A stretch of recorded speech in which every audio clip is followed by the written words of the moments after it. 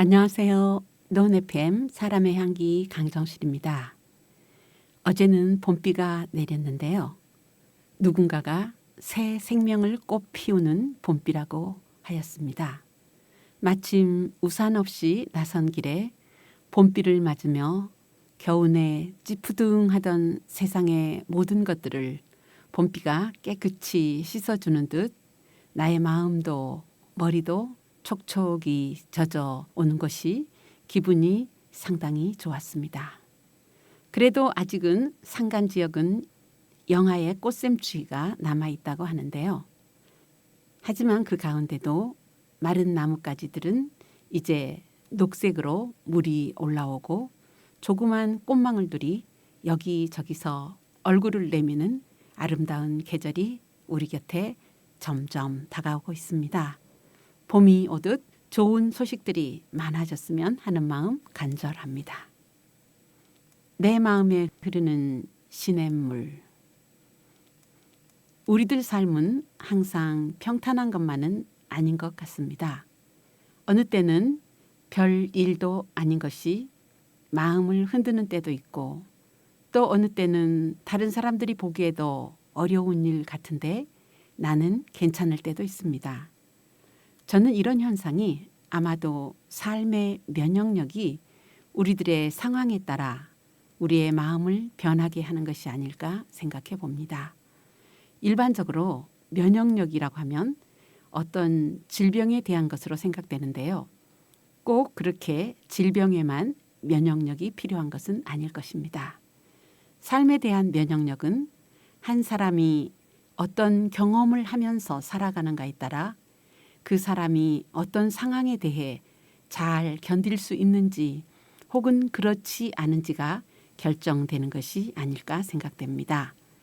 그런 면역력을 키우기 위해서는 평소에 스트레스를 줄이고 불규칙적인 일상생활의 습관들을 줄이는 것이 중요하다고 말하는데요. 요즘은 우리들 주변에 젊은이나 나이 든 사람이나 집콕하는 사람들이 많아졌다고 합니다. 점점 고도화되어가는 개인주의가 우리들의 공동체 생활을 흐리게 하는 것이 아닐까요?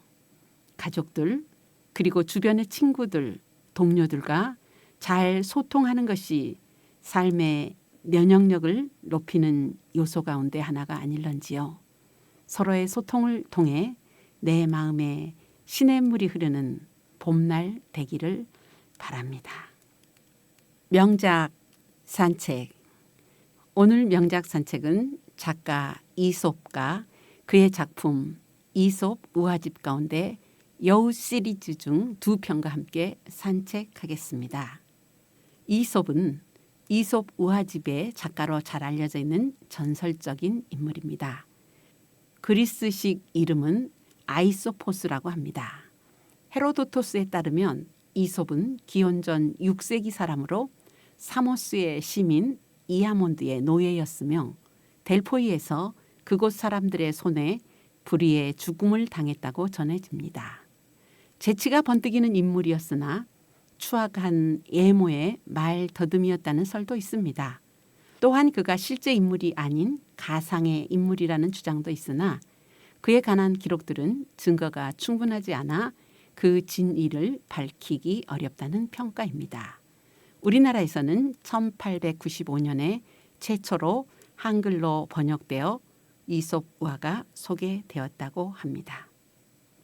오늘 명작 산책에서는 이솝의 이야기 여우 시리즈 중 두 편을 소개해 볼까 합니다. 이솝 우화에는 의인화된 동물들이 등장하지요. 이솝 우화는 어린이를 위한 도덕성 교육을 위해서 인기 있는 교재라고 하는데요. 저는 또 여러분들도 어린이뿐만 아니라 어른들에게도 큰 교훈을 준다고 생각할 것입니다. 여우가 등장하는 그 첫 번째 이야기입니다. 배가 고파 죽을 지경인 여우 한 마리가 참나무에 난 구렁 속에 밥과 고기가 있는 것을 보고 기어들어가 먹어 치웠습니다. 그것은 목동들이 남겨놓은 것이었지요. 그런데 배가 불러져서 다시 나올 수가 없었습니다. 지나가다가 외침과 한탄 소리를 들은 다른 여우 하나가 다가가서 웬일이냐고 물었습니다. 사연을 듣고 나서 그 여우는 말했습니다. 들어갈 때처럼 훌쭉해질 때까지 거기 그냥 있어요. 그러면 쉽게 빠져나올 수 있을 것이니.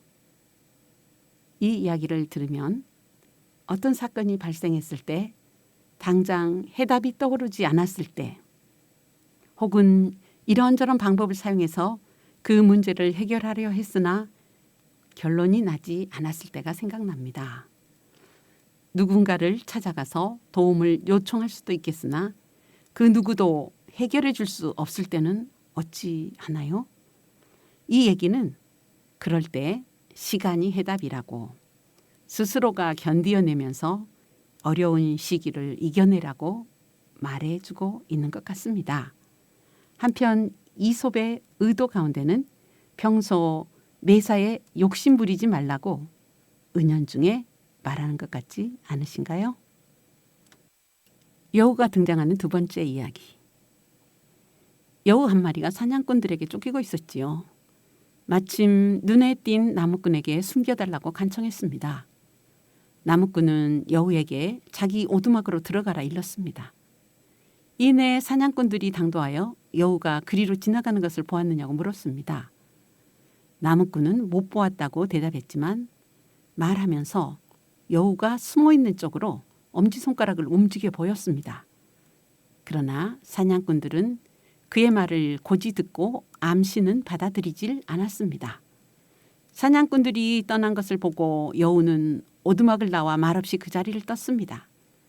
나무꾼은 살려준 일에 고맙단 말도 없는 여우를 꾸짖었습니다. 여우가 대꾸하였습니다. 만약 당신의 행동과 사람됨이 당신의 말과 같았다면 고맙다는 인사를 했을 거예요. 그렇군요. 우리들 주변에는 예면적으로는 점잖고 덕 있는 척, 다른 사람들을 돕는 척 하면서 알고 보면 도움을 주지 않고 오히려 손해를 입히거나 못되게 구는 사람들도 있습니다. 이 이야기는 그런 사람들에 대한 경계를 겨냥하고 있다는 생각이 드네요.